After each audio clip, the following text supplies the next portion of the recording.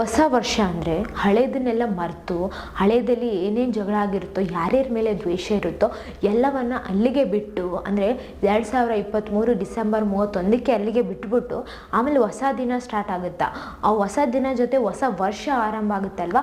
ಇದರಲ್ಲಿ ಯಾರ ಜೊತೆ ಏನೇ ಶತ್ರುತ್ವ ಇದ್ದರೂ ಕೂಡ ಒಳ್ಳೆ ಫ್ರೆಂಡ್ಸ್ ಆಗಬೇಕು ಅನ್ನೋದಕ್ಕೆ ನಾವು ಮತ್ತೊಂದು ಕಲ್ತ್ವಿ ಅಂತಲೇ ಹೇಳ್ಬೋದು. ಈ ಬಿಗ್ ಬಾಸ್ ನೋಡ್ತಾ ಇಲ್ಲಿ ಕಾರ್ತಿಕ್ ಅವರು ಮತ್ತು ಸಂಗೀತ ಅವರು ದೂರ ಆಗಿದ್ರು. ಒಬ್ರನ್ನ ಕಂಡ್ರೆ ಒಬ್ರಿಗೆ ಆಗ್ತಿರ್ಲಿಲ್ಲ ಅಂತಲೇ ಹೇಳ್ಬೋದು. ಯಾಕಂತಂದರೆ ಈ ಮಧ್ಯೆ ಆ ಥರ ಆಗ್ಬಿಟ್ಟಿತ್ತು, ಇಬ್ಬರ ಮಧ್ಯೆ ಮಿಸ್ಅಂಡರ್ಸ್ಟ್ಯಾಂಡಿಂಗ್ ಎಲ್ಲ ಜಾಸ್ತಿನೇ ಆಗ್ತಿತ್ತಲ್ವ. ಇದರಲ್ಲಿ ಈಗ ಕಾರ್ತಿಕ್ ಅವರು ನಾನು ಅವತ್ತು ಹಂಗೆ ಅರ್ಥ ಮಾಡ್ಕೊಂಡಿದ್ದಿಲ್ಲ, ಆ ಥರ ಹೇಳಿದೆ, ನಿನಗೂ ಹರ್ಟ್ ಆಗಿದೆ ಅಂತ ಹೇಳಿ ಗೊತ್ತಾಯಿತು, ನನ್ನಿಂದ ನಿಂಗೆ ಹರ್ಟ್ ಆಗಿದ್ದಕ್ಕೆ ಕ್ಷಮಿಸು ಅಂತ ಹೇಳಿ ಈ ಒಂದು ಮಾತನ್ನು ಕೇಳಿದರು, ಸಾರಿ ಕೇಳಿದರು ಸಂಗೀತ ಅವರಿಗೆ. ಸಂಗೀತ ಅವರು ಅದನ್ನು ಅಲ್ಲಿಗೆ ಬಿಡಲಿಲ್ಲ. ಅವರು ಹೇಳಿದರು ಏನಂತಂದರೆ, ಈಗ ಅವತ್ತು ಎಷ್ಟು ಜನದ ಮುಂದೆ ಹೇಳಿದರು, ಈಗ ಅಷ್ಟು ಜನದ ಮುಂದೆ ಸಾರಿ ಕೇಳಿ, ಹಂಗಂದರೆ ಇದು ಸಾಲ್ವ್ ಆಗುತ್ತಾ ಅನ್ನೋ ಥರ ಹೇಳಿದರು. ಓಕೆ ಕೂಲ್, ನಾನು ಹೇಳ್ತೀನಿ ಅಂತ ಹೇಳಿಬಿಟ್ಟು ಕಾರ್ತಿಕ್ ಅವರು ತಮ್ಮಲ್ಲಿ ಇರೋವಂತಹ ಅಹಮ್ಮನ್ನು ಬಿಟ್ಟು ಫ್ರೆಂಡ್ಗೋಸ್ಕರ ಒಂದು ಹೆಜ್ಜೆ ಮುಂದೆ ಇಟ್ರಂತಲೇ ಹೇಳ್ಬೋದು. ಫ್ರೆಂಡೇ ಇಲ್ಲಿ ಎಲ್ರಿಗಿಂತ ಹೆಚ್ಚಾದ್ರಂತಲೇ ಹೇಳ್ಬೋದು. ಯಾಕಂತಂದರೆ ಈ ಸಂಬಂಧದಲ್ಲಿ ಎಷ್ಟೋ ಸಂಬಂಧಗಳು ಅಳಿಸಿ ಹೋಗ್ತಿರ್ತಾವ, ಆದ್ರೆ ಈ ಒಂದು ಬಿಗ್ ಬಾಸ್ ಮನೆಯಲ್ಲಿ ಫ್ರೆಂಡ್ಶಿಪ್ ಏನಿದನೋ ಅದನ್ನು ಮಾತ್ರ ಹಂಗೆ ಕಂಟಿನ್ಯೂ ಮಾಡ್ಕೊತಾ ಹೋಗ್ತಿದ್ದಾರೆ ಅಂತಲೇ ಹೇಳ್ಬೋದು.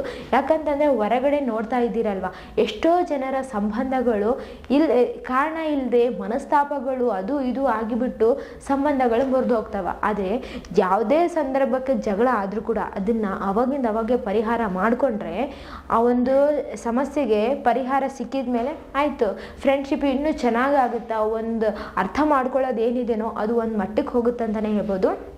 ಈ ಒಂದು ಬಿಗ್ ಬಾಸ್ ಮನೆಯಲ್ಲಿ ಸಂಗೀತ ಅವರು ಕಾರ್ತಿಕ್ ಅವರು ಮತ್ತೆ ಒಂದಾದ್ರಲ್ಲ, ಅವರ ಅಭಿಮಾನಿಗಳಿಗೆಲ್ಲರಿಗೂ ಕೂಡ ತುಂಬ ಖುಷಿಯಾಗಿದೆ ಅಂತಲೇ ಹೇಳ್ಬೋದು. ಯಾಕಂತಂದರೆ ಇವರಿಬ್ಬರು ಒಂದಾಗೋದು ನೋಡ್ಬೇಕಂತೇಳಿ ತುಂಬ ಜನಕ್ಕೆ ಆಸೆ ಇತ್ತು.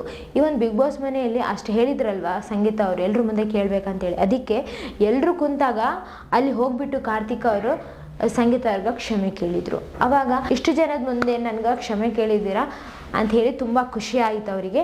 ಆಮೇಲೆ ಸಾರಿ ಅವರು ಕೂಡ ಹೇಳಿದರು. ಆಮೇಲೆ ಇವರು ಹಗ್ ಮಾಡಿಕೊಂಡ್ರು. ಬಟ್ ಇಲ್ಲಿ ನೀವು ನೋಡಿದ್ರಲ್ವ, ಮೊದಲಿದ್ದಷ್ಟು ಖುಷಿಯಾಗಲಿ ಅದು ಕಾಣಿಸಿಲ್ಲ ಅಂತಲೇ ಹೇಳ್ಬೋದು. ಆದರೆ ಇಬ್ಬರ ಮಧ್ಯೆ ಅಷ್ಟು ಸಡನ್ನಾಗಿ ಚೇಂಜ್ ಆಗಬೇಕಂದ್ರೆ ಸ್ವಲ್ಪ ಟೈಮ್ ಬೇಕಾಗುತ್ತೆ ಅಂತಲೇ ಹೇಳ್ಬೋದು. ಈಗ ಸಾರಿ ಕೇಳಿಬಿಟ್ಟು ಇಬ್ಬರು ಒಬ್ರಿಗೊಬ್ರು ಸಾರಿ ಕೇಳಿದ್ದಾರಲ್ವ, ಈಗ ಒಂದು ಮಟ್ಟಕ್ಕೆ ಚೆನ್ನಾಗಿದ್ದಾರೆ, ನಾಳೆ ಇನ್ನೂ ಒಂದು ಮಟ್ಟಕ್ಕೆ ಚೆನ್ನಾಗಿ ಆಗ್ಬೋದು ಅಂತ ಹೇಳಿ ಎಲ್ರಿಗೂ ನಂಬಿಕೆ ಇದೆ ಅಂತಲೇ ಹೇಳ್ಬೋದು. ಈ ಒಂದು ಬಿಗ್ ಬಾಸ್ ಮನೆಯಲ್ಲಿ ಯಾವುದು ಕೂಡ ಶಾಶ್ವತ ಅಲ್ಲ ಅಂತಲೇ ಹೇಳ್ಬೋದು. ಯಾಕಂತಂದ್ರೆ ಒಂದು ಬಿಗ್ ಬಾಸ್ ಗೆದ್ದ ಮೇಲೆ ಹೊರಗೆ ಬರ್ಬೇಕಲ್ವಾ, ಬಂದ ಮೇಲೆ ಆಯಿತು, ಆಮೇಲೆ ಯಾರ್ಯಾರ ಕೆಲಸದಾಗ ಅವ್ರವ್ರು ಬ್ಯುಸಿ ಆಗಿಬಿಟ್ಟಿರ್ತಾರ. ಸೊ ಇಲ್ಲಿ ಇದ್ದಷ್ಟು ದಿನ ಕೂಡ ಇವ್ರ ಜೊತೆ ಇದ್ವಪ್ಪ, ಚೆನ್ನಾಗಿತ್ತು, ದಿನಗಳು ಚೆನ್ನಾಗಿ ಕಳೆದೀವಿ, ತುಂಬ ಎಂಜಾಯ್ ಮಾಡಿದ್ದೀವಿ ಅಂತ ಹೇಳಿ ಈ ಒಂದು ಬಿಗ್ ಬಾಸನ್ನು ಯಾರು ಮರೆಯಂಗಿಲ್ಲ ಅಂತಲೇ ಹೇಳ್ಬೋದು. ಇದ್ರಿಗಿನ ಮೊದಲು 9 ಸೀಸನ್ಗಳಲ್ಲಿ ಕೂಡ ಎಷ್ಟು ಜನ ಅವ್ರು ಈ ಒಂದು ಬಿಗ್ ಬಾಸ್ ಮನೆಯಲ್ಲಿ ಜೀವಿಸಿವೆ ಅಲ್ವಾ, ಇದನ್ನು ಮಾತ್ರ ನಾವು ಯಾವತ್ತೂ ಮರೆಯಂಗಿಲ್ಲ, ಇದು ಒಳ್ಳೆ ಮೆಮೊರೀಸ್ ಅಂತ ಹೇಳಿ ತುಂಬ ಜನ ಹೇಳಿದ್ದುಂಟು. ಈ ಒಂದು ಬಿಗ್ ಬಾಸ್ ಮನೆಯಲ್ಲಿ ಇವರು ಕೂಡ ಅದೇ ಥರ ಹೇಳ್ಕೊತಾನೂ ಬಂದಾರೆ ಈ ಒಂದು ಸೀಸನಲ್ಲಿ ಕೂಡ. ಇಲ್ಲಿ ಕಾರ್ತಿಕ್ ಅವರು ಮತ್ತು ಸಂಗೀತ ಅವರು ಒಂದಾಗಿದ್ದಕ್ಕೆ ತುಂಬ ಚೆನ್ನಾಗಿ ಅನಿಸ್ತಿದೆ. ಇವ್ರ ಮಧ್ಯೆ ಮತ್ತೆ ಯಾವತ್ತೂ ಜಗಳ ಬರಬಾರ್ದು ಅಂತ ಹೇಳಿ ಅನ್ಸಕತ್ತದ. ಆದರೆ ಬಿಗ್ ಬಾಸ್ ಮನೆಯಾಗ ಜಗಳಗಳು ಹೋಗ್ತಾವ ಅಂತಲೇ ಹೇಳ್ಬೋದು. ಈ ಒಂದು ಬಿಗ್ ಬಾಸ್ ಮನೆಯಲ್ಲಿ ಎಷ್ಟು ಅರ್ಥ ಮಾಡ್ಕೊಂಡಿದ್ದಾರೋ ಅದನ್ನು ಹಂಗೆ ಕಂಟಿನ್ಯೂ ಮಾಡ್ತಾರ ಅಥವಾ ಮತ್ತೆ ಮನಸ್ತಾಪಗಳಾಗ್ತಾವೆ. ಮತ್ತೆ ಈಗೇನು ಮನಸ್ತಾಪಗಳಾಗಿ ಒಡೆದೋಗಿತ್ತು ಹೃದಯ ಈಗ ಕೂಡಕತ್ತದ ಎಲ್ಲಾರ್ಥ ಅಂತಲೇ ಹೇಳ್ಬೋದು. ಈಗ ಈ ಒಂದು ಬಿಗ್ ಬಾಸ್ ಮನೆಯಲ್ಲಿ ನೋಡೋಣ ಹೆಂಗೆ ಆಗುತ್ತೆ ಅಂತ ಹೇಳಿ, ಟಾಸ್ಕ್ಗಳ ಮೇಲೆ ಡಿಪೆಂಡ್ ಅಂತಲೇ ಹೇಳ್ಬೋದು ಅಲ್ಲಿ ಎಲ್ಲರೂ ಮನಸ್ಥಿತಿನ.